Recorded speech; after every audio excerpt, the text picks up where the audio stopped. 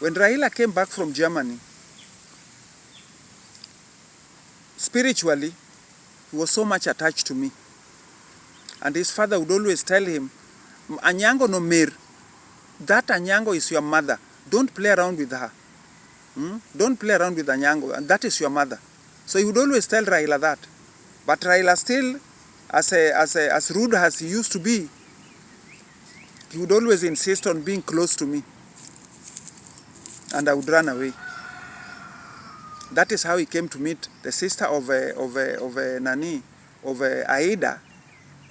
When he met the sister of Aida, he now became out of my life. He was now not chasing me. He was now chasing the sister of Aida. That is how Aida met Raila. Because when Raila wanted to marry her, he told Raila that I will give you my sister. So she introduced Aida with her son Fidel, introduced to Raila, and that is how they got married. So he loved Aida, and they got married with Fidel in the hand. That is the truth. So they started off like that. Then Raila started off with the problem of being to the prison. So Raila was all the time in prison. So Joe Ager came into the life of Aida. That Jaramogi Odinga told Joe Ager to look after Aida. That is your in-law, just look after her. So Joe Ager was the one who was looking after Aida while Raila was in prison. So I may tell you the truth, Madam Winnie. Don't give people headache about the leadership of Raila. Raila en nyakwar joka kan. En remb joka kan. He has to have that power of Joka Khan, because we blessed him with that power from Kakan that came from Ramogi.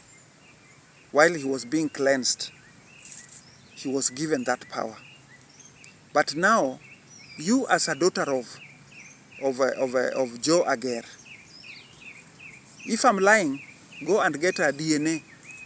Joe Ager is right there. Even when Raila died now, he was still looking after your mom. Joe Ager is your biological father.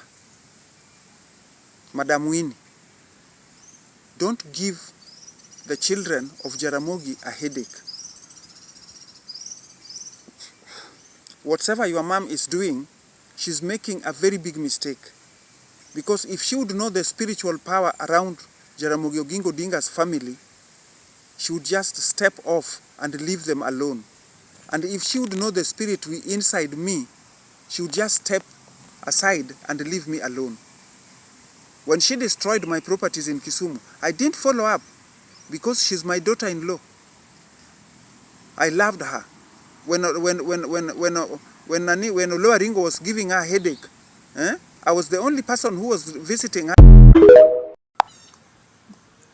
The reason why I'm putting up all these words, the reason why I'm giving out all these stories, is because people are wondering, who is this woman that she's pushing her nose, poking her nose, concerns the leadership of Jaramogi or the family of Jaramogi.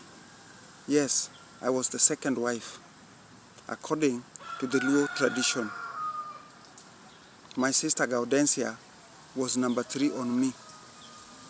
And we loved each other with Gaudensia there, up to date. Until now, we still love each other. In spite that she left me the home, I always stayed in her house when I'm in Nairobi. I would always stay with her wherever she is. We would always communicate. Now,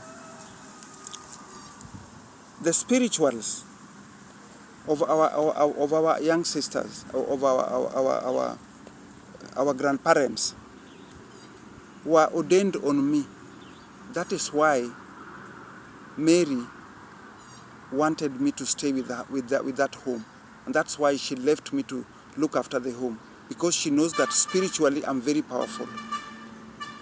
That is why she wanted me to look after her husband and her children, because of the spiritual powers that were given to me by the grandparents. Now, there's nothing I don't know about Jaramogi. When Mary Juma went to Britain, I was the one who was left to look after Mzee, massage him, wash him, and look after the children and make sure that children have eaten well. Mary was in Britain. She came back, and she came back with a lot of money. For us, we knew those are papers. But her and Mzee, they knew that was money that was given to her while she came back from Britain.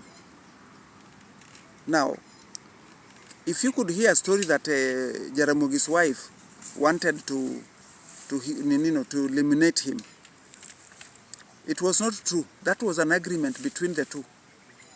My sister agreed with her husband, and I was made in a go-between, not knowing that this food was already poisoned. So Mzee had a pussycat, and that pussycat is the one that was fed with the poison. I'm talking about it now because I know whoever gave my sister money to come and kill her husband, I'm sure they must have already been dead, because even among all the rest of the other ones are already dead. Lukobok is no longer there, Okello Odongo is no longer there, Achieng' Oneko is no longer there, J.D. Kali is no longer there. Those are the people that witnessed about the pussycat that ate the poison. But I'm the one, and my sister, that prepared the food and brought. After we had already kept the money. That is the first money that Jaramogi Oginga Odinga had, more money than Kenya with the 20 cents.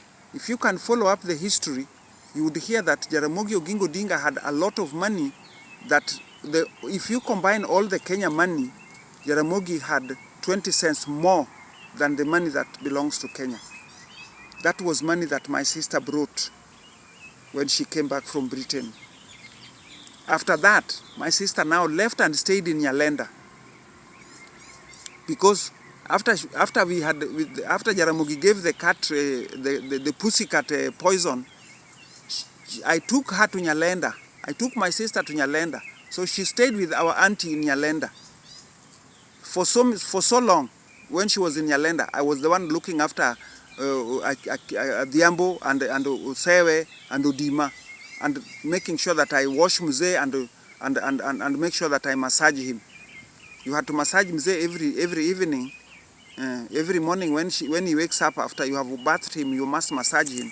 I was doing all that while my sister was staying in Nyalenda with my auntie, and she became drunkard. She would drink and sleep there, so that when these people are coming to look for her, they would always find her when she's drunk. But that was all the plans that they made with her husband, Jaramogi Oginga Odinga. But me, as a small girl, I did not know that these were all arrangements. But I could always see that when she comes, they would laugh and jump around. I was their toy. When my sister comes home, she would always call me in her bedroom and ask me, Anyango, mitkoro kitago ga Mzee? Do you disturb Mzee? So Mzee would walk in and says, Anyango bear. and they would laugh. They would laugh and I walk away. Now, that is how it started. Now, my main reason why I have to give all these statements, because I would like to make Kenyans know the real truth about everything concerns Jaramogi. The whole truth. How he has made his money. He was a hard-working person. He loved my sister. He used to go even to Uganda to buy fish, to open a shopping for my sister in Ngea here, shopping center. They loved each other. And that is how I ended up in between them. Because my sister also loved me. And because of the spiritual powers that she felt that I would also make them inherit, I was there. Now, I am just wondering, why is this issue concerns the leadership about Raila. A woman identified as Anyango, who claims to be the second wife of the late former first vice president of Kenya, Jaramogi Oginga Odinga, has ignited widespread online debate after making startling confessions about what she alleges are long-concealed secrets within the Jaramogi Oginga family. Her statements have rapidly spread across the internet, drawing intense public attention. In her claims, the woman makes serious and controversial allegations, asserting that Fidel Odinga and Winnie Odinga are not the biological children of Raila Odinga. She goes further to name the individual she claims is Winnie Odinga's biological father. Additionally, she alleges that Mama Ida Odinga came into the family already with Fidel, suggesting that Fidel was not biologically Raila's child. These assertions have raised significant questions and confusion, leading many to feel that something is deeply amiss. There is growing concern about why someone would seek to damage or undermine a legacy that Raila Odinga and his father spent many years building.